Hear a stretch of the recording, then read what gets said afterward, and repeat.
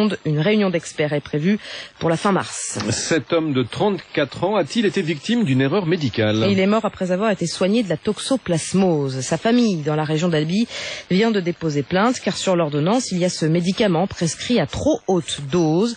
Le généraliste et l'ophtalmologiste doivent être placés en garde à vue dans les prochaines heures. À Toulouse, Stéphane Iglesias. La dose maximale pour le malocide est de 2 comprimés par jour. David, qui respecte son ordonnance, va en prendre 8, soit 4 fois la dose maximale. Le médecin de famille constate le surdosage, mais se dit que le spécialiste doit savoir ce qu'il fait. Admis à l'hôpital un lundi soir, David va décéder 2 jours plus tard. Jeanne Collard, avocate de la famille. Et c'est une conjonction de 3 erreurs médicales.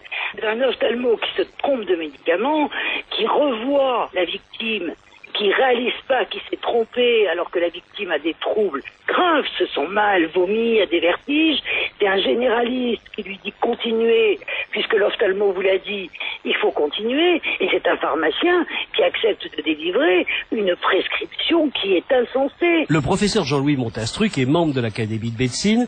Il dirige aussi le service de pharmacovigilance du CHU de Toulouse. Il connaît bien ce médicament. C'est un vieux médicament anti-parasitaire dont on sait qu'il peut donner des effets indésirables et parfois, lorsque la posologie est trop forte, des effets toxiques qui sont le cas de ce malheureux patient. Quant à la famille de David, décédée semble-t-il d'une intoxication médicamenteuse, elle n'en revient toujours pas d'avoir dû se constituer partie civile pour que la justice se mette en mouvement.